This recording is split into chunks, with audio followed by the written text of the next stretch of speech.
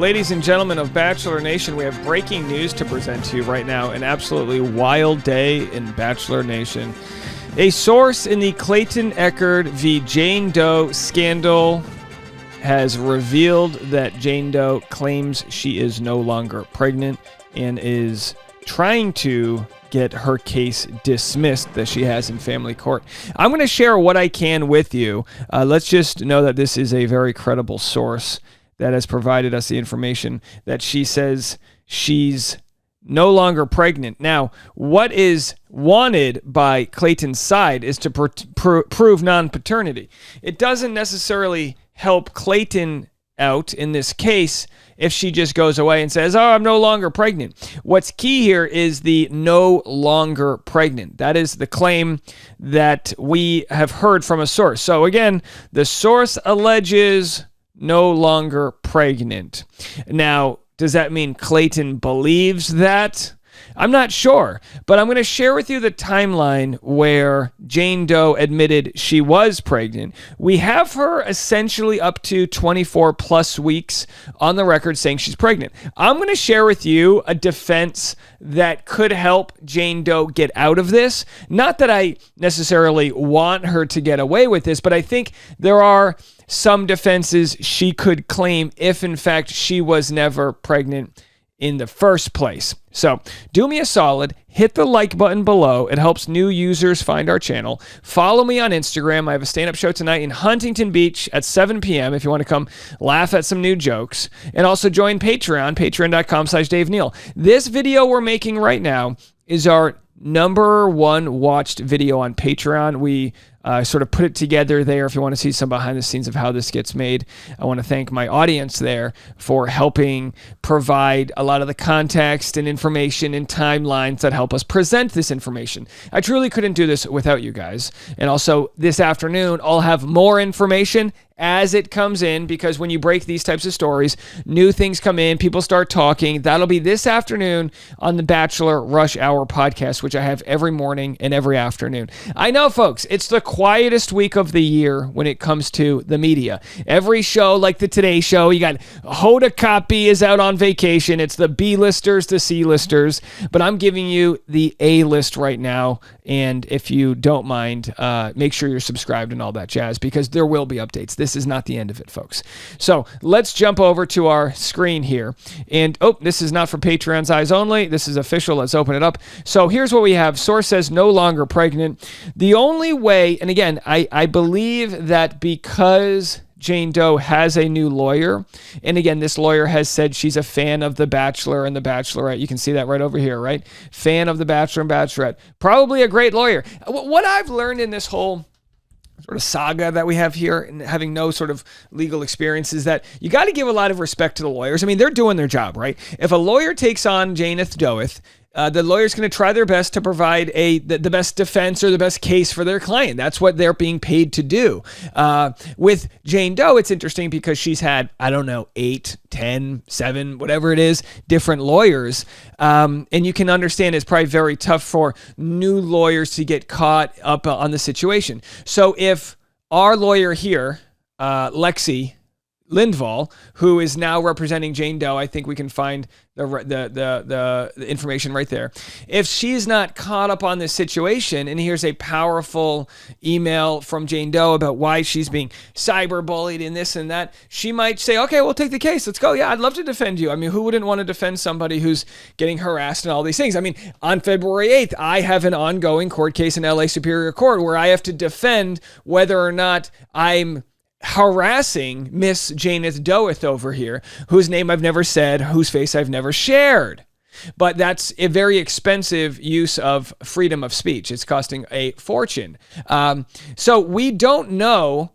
And by the way, we've got this date here was the last date that Jane Doe shared her baby belly. Help me out on this. I believe this was October 24th.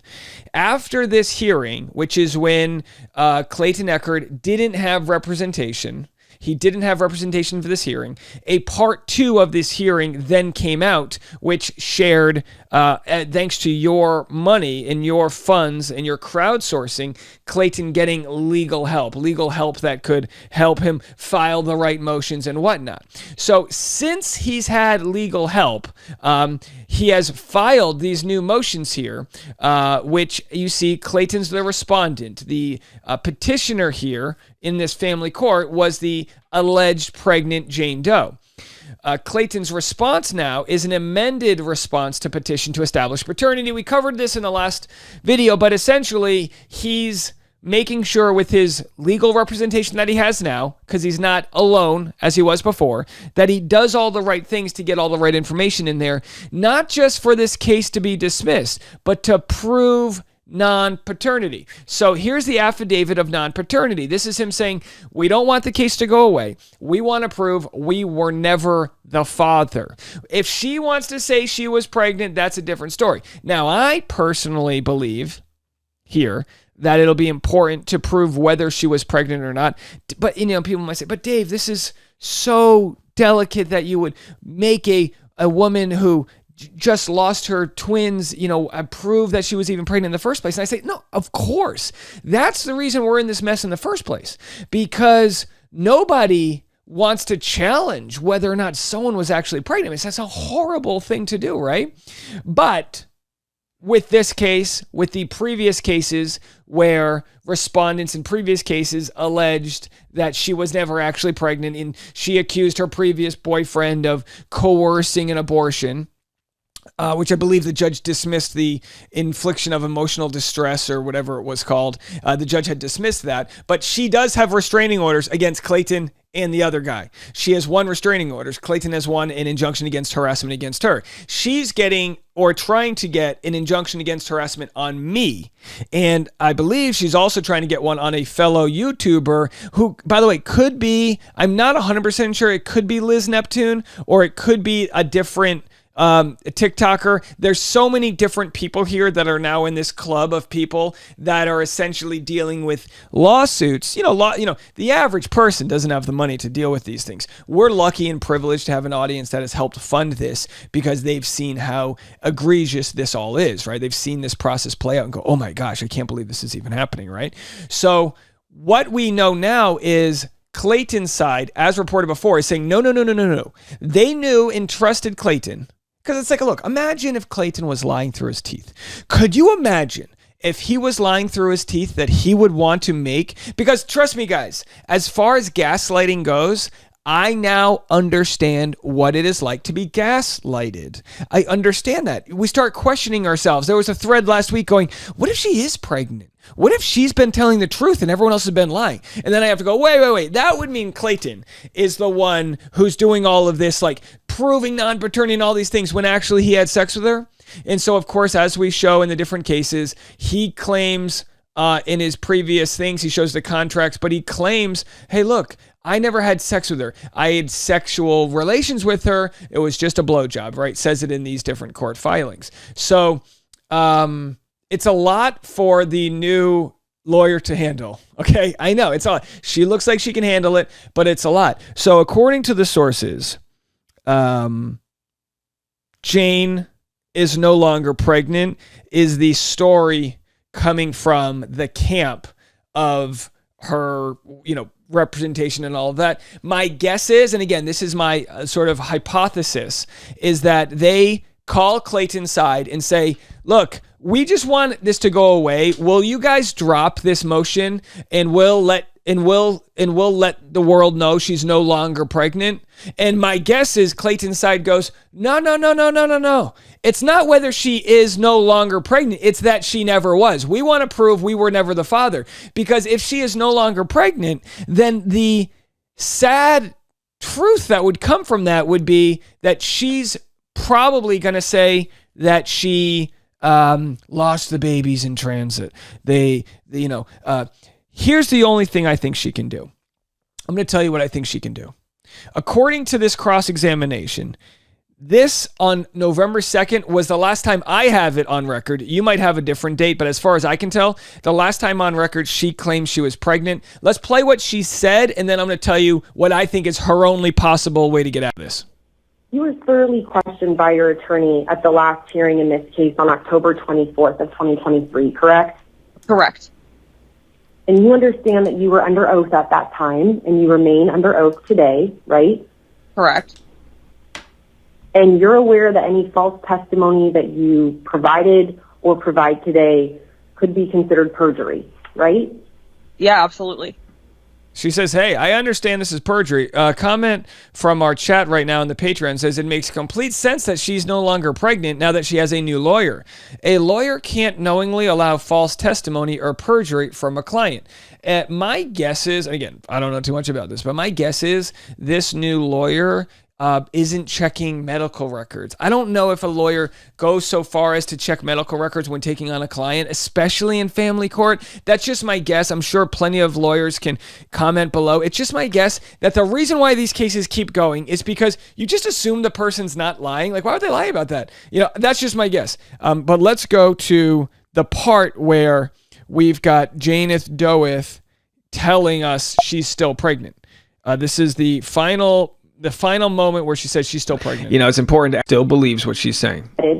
And obviously, it's your position that you are pregnant with alleged twins, correct? 100%, yes, correct. What medications are you currently on? Objection, Your Honor.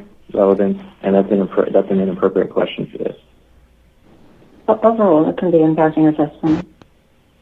I'm on prescribed. All right, so she gives her medications. Again, let's play this one more time. I want to make sure we got this. It's your position that you are pregnant with alleged twins, correct? 100%, yes, correct. All right, so that's the last court hearing, as far as I know, where she says she's still pregnant. After that, because the timeline's kind of important here. At this moment in time, she would have been 22 to 24 weeks pregnant. After 20 weeks, when you lose your babies, I can only imagine, for those out there, because I'm sure there are some, how devastating that must be. I can only imagine how I am now around 23 weeks pregnant with my wife. We are 23 weeks pregnant. I can't imagine. I truthfully can't imagine that feeling. With that said, you would need to provide some evidence for the state, a death certificate or death certificates of your twins, if this were the case. And again, it's so twisted to talk about this, guys. It's so twisted. But this is what we're left with, okay? What might go down is that she says, while she may have lied under oath, she believed she still was. She was in denial. She lost the babies 10 weeks earlier. That type of thing could come out where she just says, you know what? And again, I don't think, truthfully, she's ever going to have to pay the price here and give these answers. I don't believe so. I don't believe, although I will say, this court case has not been dismissed. It is ongoing, and Clayton's side is asking for legal fees and this and that. They'll probably never get that. But it's, the wording that's come out from Jane Doe's side is that she wants it all to end. And again, by that, I mean the court case and the motions and all of this, and that she's worn down. And I empathize with that. I truly do. I've said this before and I'll say it again, and I'm going to speak directly here to Jane Doe. The easiest way, in my belief, to move forward is to do a full admitting of all of the lies that were told. We can break down in the future why you lied, what medical issues might lead to it, or mental health problems. If it's true that you lied, break that down. Let me tell you something right now. If you ever make a TED Talk on faking pregnancies, if that's what you did and explained why you did and what you learned about it and how you'll do better and this and that and raise money for something, if that's the route you want to take, we will elevate that story. We would be more interested in hearing that story than any other stories that may come out of this case. A story of redemption, a story of overcoming just an incredible hole you may have dug yourself into. it doesn't make it right. And I know a lot of people that said, no, she needs to pay. She needs jail time. She needs shit. It's like, look, guys, in the grand scheme of things, this is a small court case. I still think it's the most interesting entertainment news story of the year, one in which people will catch on to this over time. But as some commenters have said, come clean. It will feel so much better to just say, you know, whatever the story is that led to it. Jealousy over my sister, literal, just maybe a disorder that leads you to believe at certain times you are, and then you're trying to cover for your initial lies and this and that. Whatever it is, whatever hatred might exist, and whatever sort of anger you might feel towards Clayton or any past men that have stood you up, trust me, you're not alone. There's a lot of people out there that take their pain and anger out on others based on whatever deep-seated hatred they have or whatever deep-seated injustice they feel that they have had on them. And I'm not equating you to this, but if you look at any manifesto from some school shooter or something somewhere, they always start with this hatred for this person was out to get me. And there's always this delusional thing that grows in their brain to make a bigger situation out of it. And we always say, oh, if we only could have known, we could have helped and made it better. I'm letting you know right now, this audience, believe it or not, would have a hell of a lot of compassion for your story, but you have to come clean. You have to move forward. If, in fact, these are all lies. I say if as if they're not, but that's what we have here. I don't have it in writing that she says she's no longer pregnant. I just have it from a source. So it goes on, and we hear the cross-examination. Let's just go play a few more minutes of this because this will not age well. And this is what the record says. I did a sample on 3 separate occasions for DNA tests, correct? Correct, but the second was Ma'am, these are yes or no questions. I'm not looking for you to elaborate. So now this is also, of course, she says, no, one was lost in transit.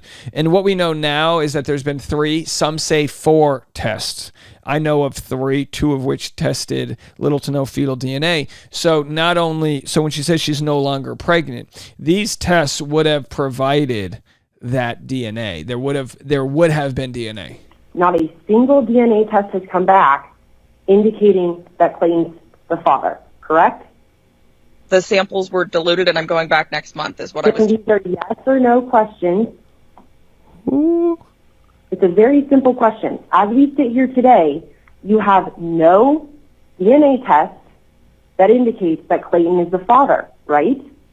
The results, the testing is ongoing, is what I was told, as was Clayton. So a lot of the comments here on the Patreon are saying things like, well, no, she needs to be held accountable. I think she needs to be held accountable. I just don't know if a punitive punishment is the solution. If she wanted to parlay all of these lies, if that's what they are, and energy into telling her story as a cautionary tale, I would encourage her to get that kind of help. I think even though Clayton Echard would love to get his court fees back, even though Greg Gillespie would love to get his court fees back, I don't see that happen, and I don't see these men being so vindictive that they want her to serve jail time. Maybe if she never admits to it, and if she says, I'm no longer pregnant, and she just sticks onto that, maybe they would be that angry. But I tell you this, I tell you this right now, as someone who's covered this story closer than anyone else has, I'll tell you this right now. I would not feel better tomorrow if she's behind bars. I wouldn't. That might just be me. That doesn't make me feel better. What would make me feel better is that her name is attached to this story and it's a cautionary tale. And heck, wouldn't it be more valuable if you were to watch this documentary play out one day, where on the 7th episode, we finally hear from her. She walks in, you can hear the feet clicking on the hardwood floor. She takes her seat and then she says, my name's Jane Doe. And here's what the hell happened. Wouldn't that be more interesting to me than just seeing someone be punished? I mean, relatively, she's still young. Can we right this ship? Those are the questions we're asking, folks. Of course, her father on Facebook never mentions that she's pregnant, only mentions how disgusting it is that she's dealing with cyber bullies, namely me. I'm the cyber bully they're speaking of.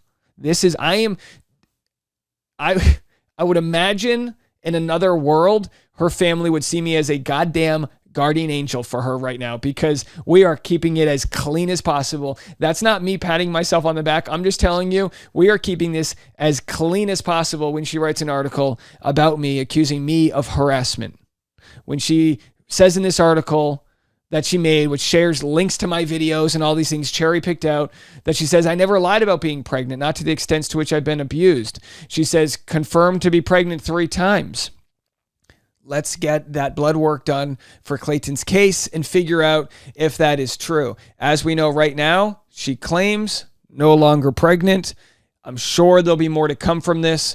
I'm sure my lawyer will hear from her. I just encourage her, take a day, take a week, take a little bit of a break, go smell the fresh air, and imagine what life will be like if you no longer have to live a lie. We'll be back with more content. Check out the afternoon podcast, Bachelor Rush Hour. Any new information that comes in, that's where I'll be. Have a good one, everybody. Be kind.